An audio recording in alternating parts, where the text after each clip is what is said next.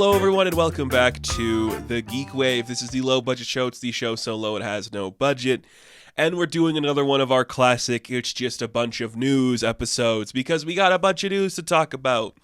Yeah, it's a news week. I took a week off because there wasn't enough news to talk about. So when we come back, there is a bunch of news to talk about, because that is just the state of things at the moment.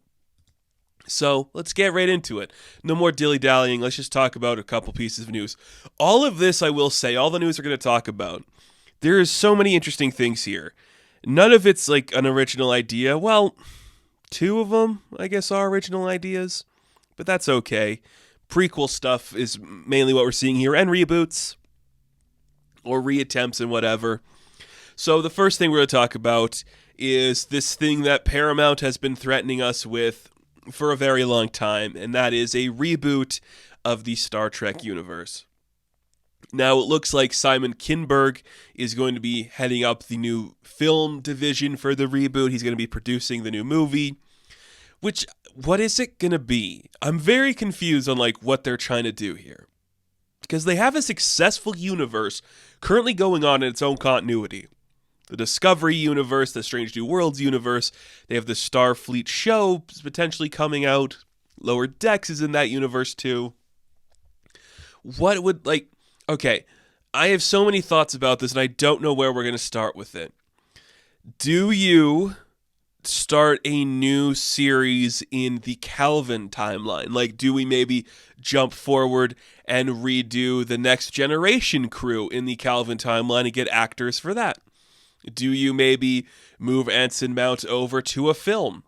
Or do we once again, for some reason, reboot the original series characters? I'm not against it. I just wonder if we couldn't maybe have a new cast of characters as opposed to doing Kirk, Spock, and Bones all over again. I think we nailed them pretty much in every interpretation we've done so far. So just trying again, I don't know if there's anything really exciting that could come from that, but I'm not against it. I, for the majority, like those Abrams films. I, for the majority, like what we're seeing in the modern era of television on Trek. I'm all in on Strange New Worlds. It's one of my favorite shows of the modern era of television. So, I mean, they want to do it. Do you, sequel it off from Strange New Worlds so you get the actors that are playing Spock and Uhura and Scotty we just introduced and Kirk to actually be the crew? Because I feel like they could do it. I think Ethan Peck is a big enough draw. And who's the actor that's playing Kirk on the show? I can't remember his name. Paul Wesley? Is that it? He could do it. He could lead it a movie. Maybe that's what you would do. But Mount is so good. I don't know if you should do that or attempt it. But whatever. I guess in the same speck of news, William Shatner said recently, he's yeah, you could de-age me for a Star Trek movie. I'm no, we'll just get Chris Pine to come back. Pool Man didn't do good, so it's okay. We'll bring him back. I still got to see Pool Man. I feel like it's going to be something I do want to see, but that is its own thing we'll get to later. And some interesting news. I think this is confirmed. Is this confirmed? I believe it's confirmed. So it's from the Hollywood Reporter. They had an article come out early or late April, I should say, about the Street Fighter movie. The Street Fighter movie that's been in development for a long time. Of course, it's going to be pushed right now because Mortal Kombat's getting a sequel and Borderlands is coming out and the Mario movie. So a Street Fighter movie. I mean, yeah, that's a cool idea. Ryu and Ken and Chun-Li and the other ones, Zangief and whoever, they're characters you could do stuff with. So this is from Legendary, and they have tapped the Raka Raka Boys. I know they have other names. I know them from their Raka Raka stuff. That's what I know them from. You might have just heard my phone go off, but there you go. So they directed Talk to Me recently. I believe they have another movie lined up at the same time too. So it's Danny and Michael Filippo. They're going to be doing it. I'm like, hey, that's awesome. Didn't they make a skit about Street Fighter? I feel like they did or something.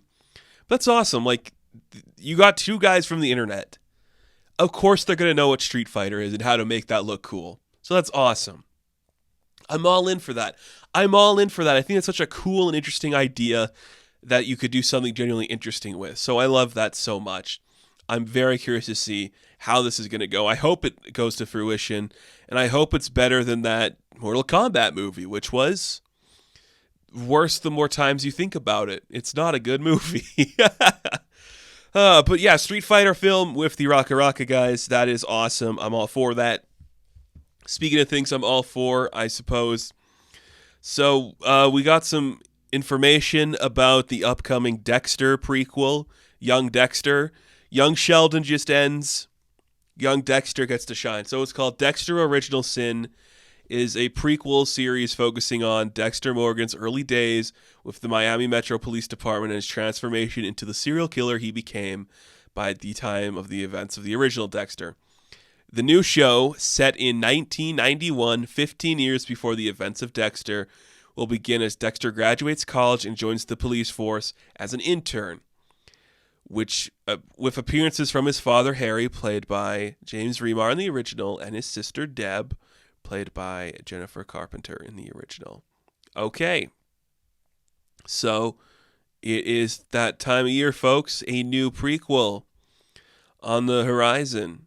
We cast a couple people to play these people. This article I'm looking at, do you list the people who are cast in it? No. Great. So there you go. Young Dexter is coming. How did Dexter kill all those people? Well, he learned through police work. Ridiculous. It's, oh my God. I love Dexter, by the way. I think that show is so funny. Like, when you think back on it, it's like, this is a weird autistic guy who's a serial killer, and he's silly and dumb, and the show just gets progressively worse and worse as it goes on. And then they do like the New Blood, which is just like the reboot, and nobody watches it. And now you're like, a prequel. How did Dexter become there? It's like, how did Tony Soprano become the mobster? Who fucking cares? That's not what we're watching for. I love that so much. I just love it. It's incredible stuff. Very incredible stuff. Oh man. Should we watch it? I know there's also like a big deal right now going on because what is it? Lost is coming to Netflix, and people are like, finally, real television will be seen by these children. I love that. What I really like, and this is the only good thing I will say about Netflix, the only good thing I will say about Netflix is all of these older shows are coming onto it now, and the young generation who had no access to seeing things like Lost or Sex in the City now have access to these like seminal works from the early 2000s that literally shaped everything they watch today. So I think that's awesome. Now here's something that's really cool I do want to talk about. We have a lot of casting and a lot of confirmation for the next movie in the Knives Out mystery universe. So the first one was Knives Out. Then we had Glass Onion. Coming 2025, straight to Netflix for some godforsaken reason, is the next film, Wake Up Dead Man, which is kind of exciting to see. It will see the return of the titular character, not the titular character, you know what I mean. He's showing up again, Daniel Craig, Benoit Blanc, is that his name? I forget. Oh my God. How did I forget that? We got a bunch of casting for it too. Starting with some classic faves, like Glenn Close, which is awesome to see. Mila Kunis, which is like, okay. Jeremy Renner, who's probably going to be playing himself because they made a Jeremy Renner joke in the last one. Kerry Washington. You're like, okay, go off, Queen. I like that. I like that a lot. Andrew Scott. You're like, okay, now we're talking. Okay.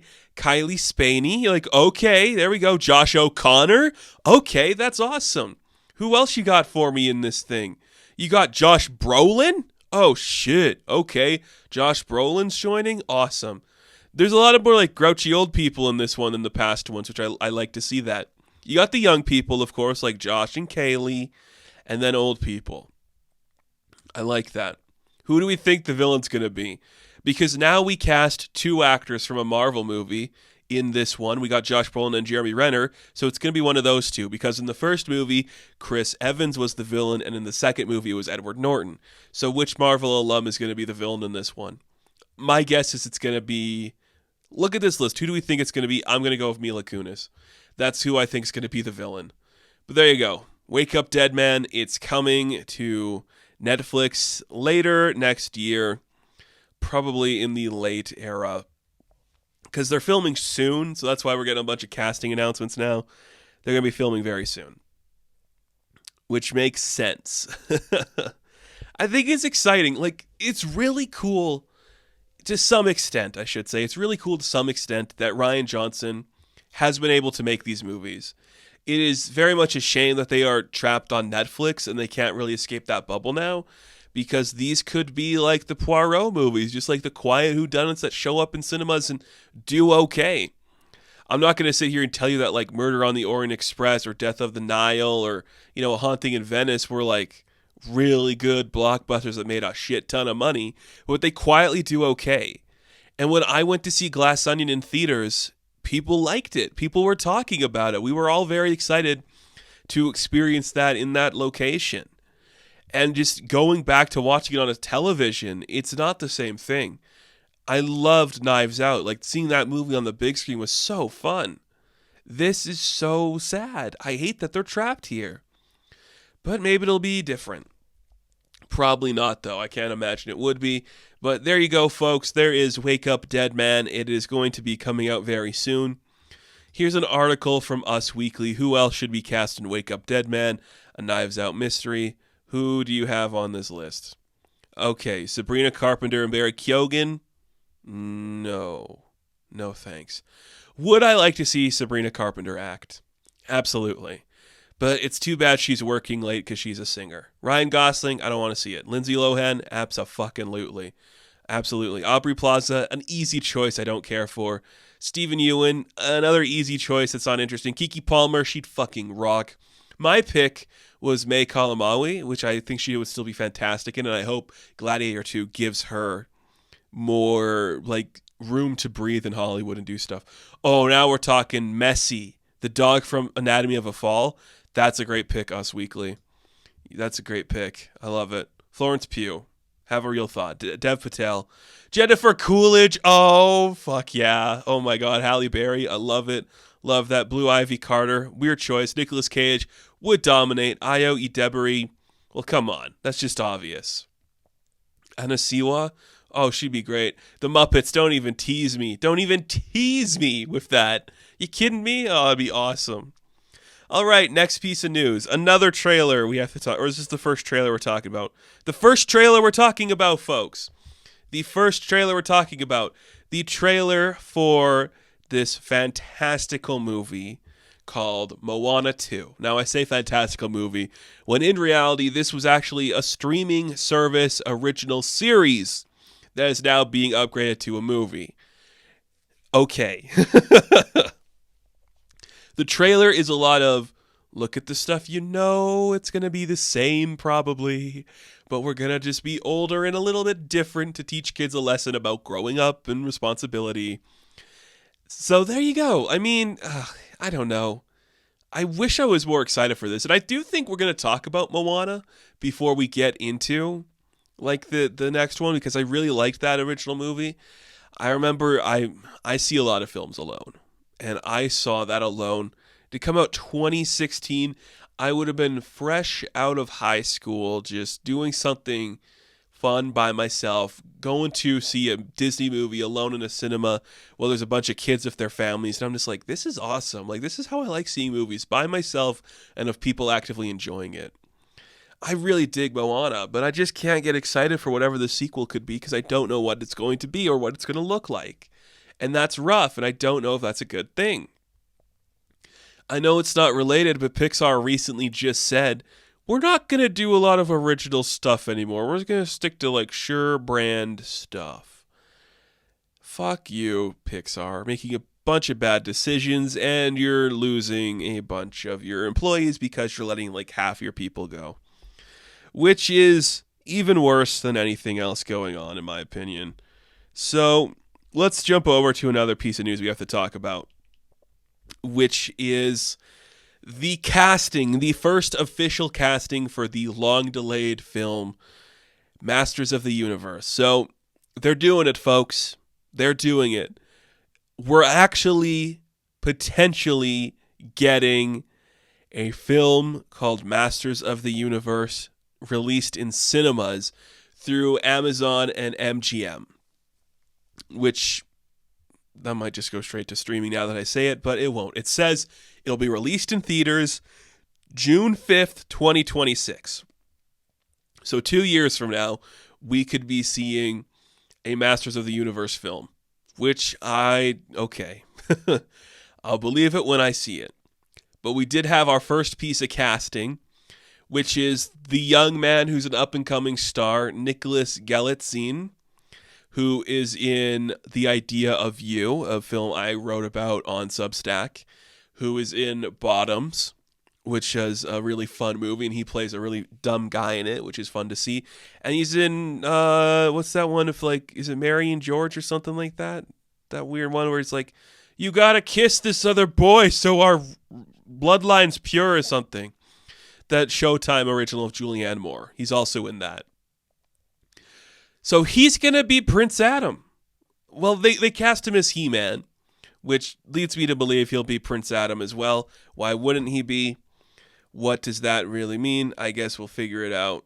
But, okay, we're doing it. We're officially doing it. And there are bigger fans of He-Man than me out there who are probably going to do their videos or like, finally we're seeing this happen. But I want to talk about it for a little bit. So I'm looking at the Variety article that talks about the casting. It's from a couple days ago now. So it's going to be from director Travis Knight, who I guess is the safe bet. He made Bumblebee interesting. I don't know. But they have been trying to do this for a while. It was going to be over at Warner Brothers. It was going to be at Sony.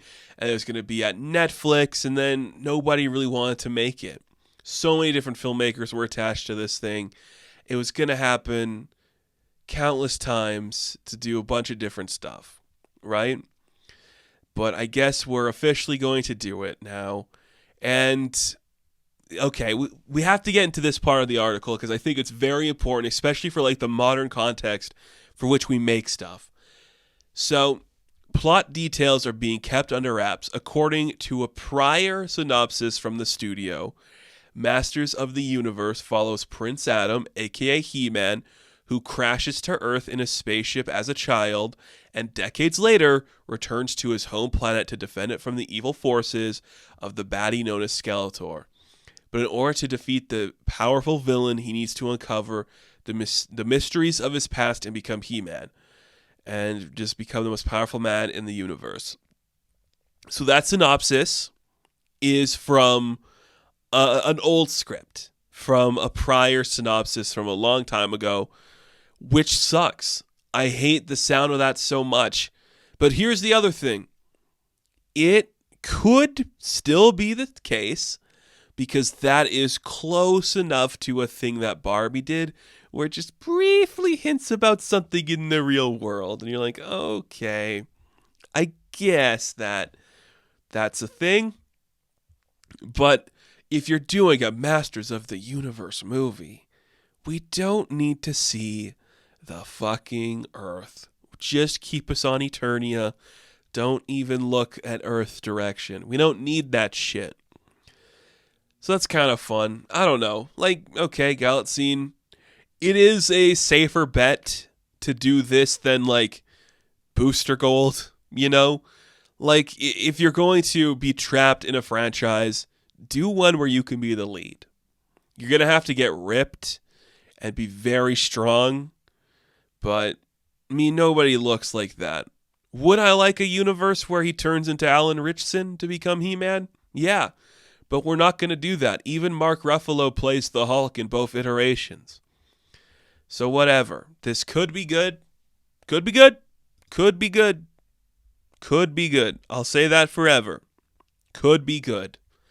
Chances are, though, it won't be. Because I have no faith in any of this to make anything work anymore. I really like He-Man. I do. I like He-Man. I just don't have faith that any of this is going to be good. You know? Whatever. Anyways, moving on from there to some more depressing news.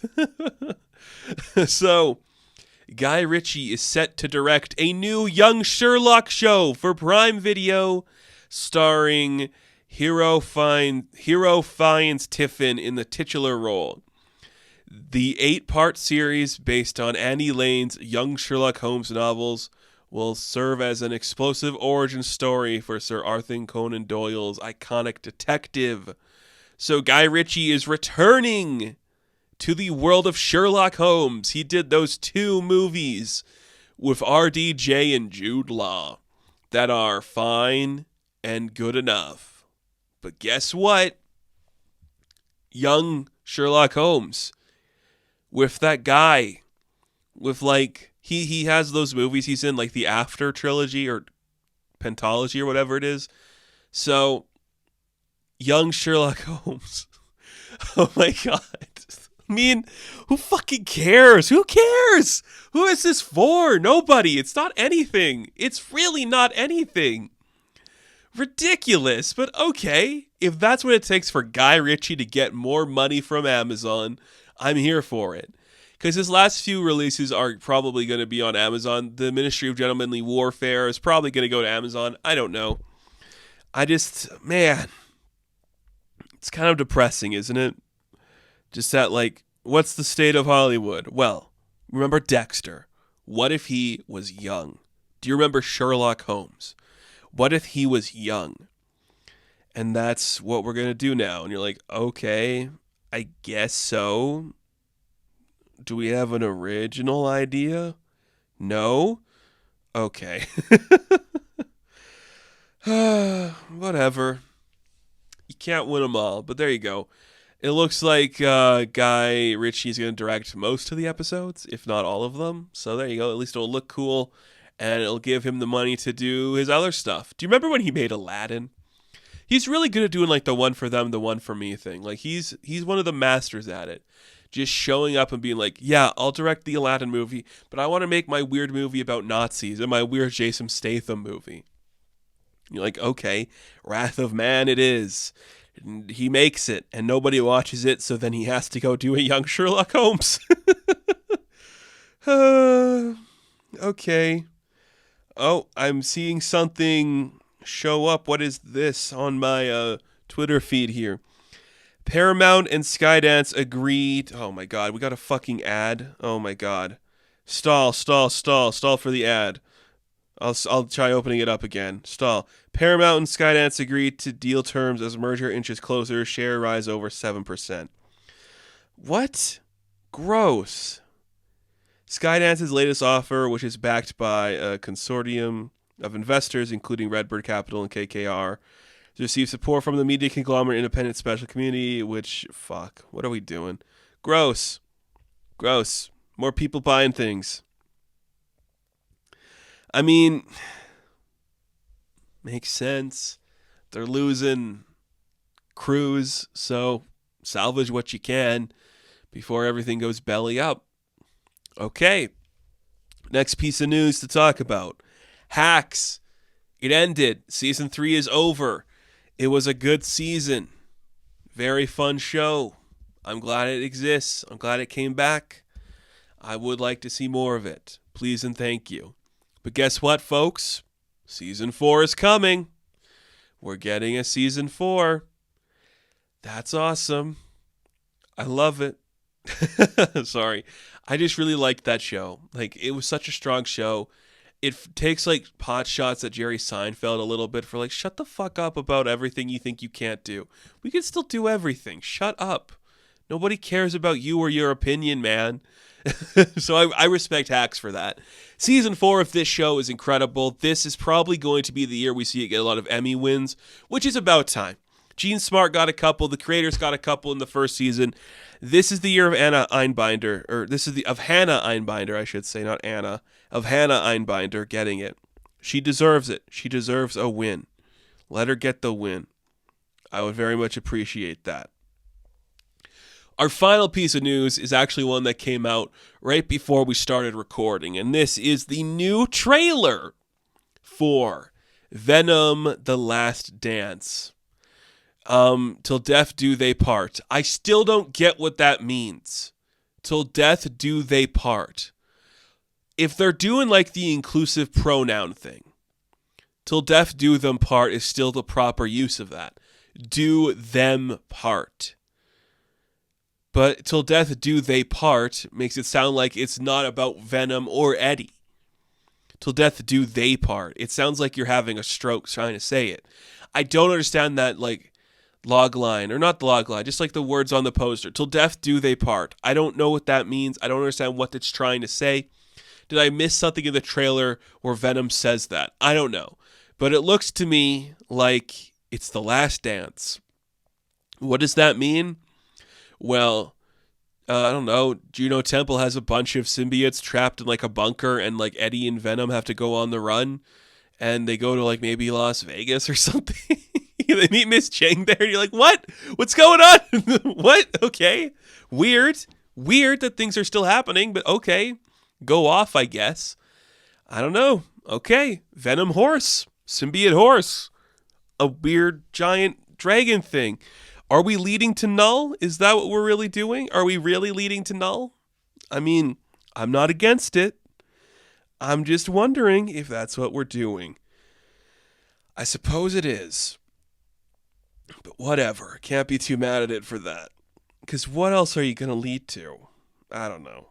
I mean, I've never been the biggest fan of Venom movies, but, you know, better than Madam Web and Morbius, but that is not a hard bar to beat. So I'm not going to say, like, it's impressive. It's just like, yeah, anybody could do better than that.